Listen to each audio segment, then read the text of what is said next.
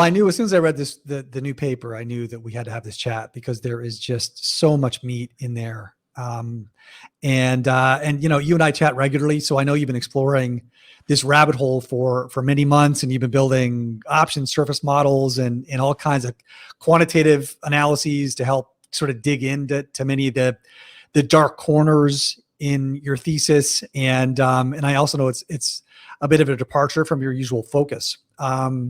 So this, I guess, analysis culminated in the publication of this new paper, Liquidity Cascades. But I think it's worthwhile having you sort of walk us through the journey that motivated you to, start investigating this new way of thinking about markets.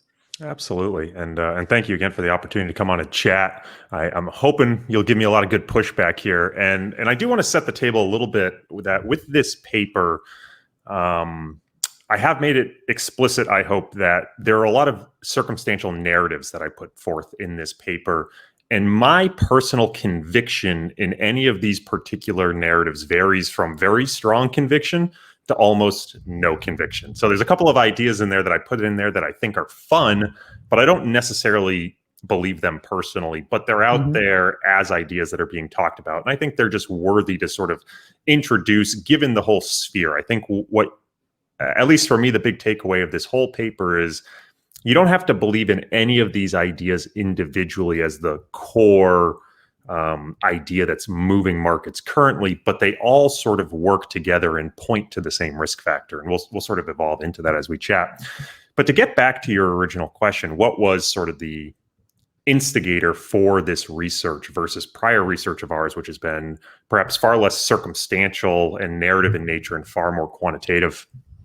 And a lot of it just goes back to questions that we started receiving from our advisor clients going back 2 or 3 years, where a lot of advisors started expressing this feeling that markets were different. And my answer to them was, well, of course, markets are different. Markets are constantly evolving, not only technologically, but they are reflexive based on the players who are in them.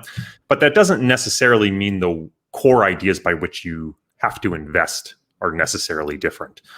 And there's a lot of feedback that markets feel faster and you're getting these, more V-shaped type recoveries. And what does that mean for investors? And ultimately, from a quantitative perspective, it was really hard to dig out, is this decade really meaningfully any different statistically from a return basis than prior decades? And there just wasn't enough evidence to say from a statistical basis it was truly different. Cue March 2020. And I think for me, March 2020 in real time changed everything, where as we were looking at the pattern of fact as it evolved, a lot of people interpreted it as an exogenous economic event. And I do think to a certain extent it was. I think it was the catalyst that kicked something off. But what I saw in real time was an endogenous liquidity issue within the markets, particularly fixed income. And you just saw all these markets fundamentally break down in the way you would expect pricing to work. And it just seemed to cause this continued rapid sell-off of almost every asset. And so post that event, I said, something seems functionally wrong here. It took the Fed stepping in to restore order, right or wrong, depending on perhaps your economic and political views. The Fed had to step in and make markets at least operate correctly. And then from there, it really became a question of, this does seem like an inflection point in how I understand the operation of markets. And that's what really kicked off the research. And for me, it was trying to get rid of all preconceived notions of how I think markets work, willingly allow myself to go down every narrative and conspiracy rabbit hole.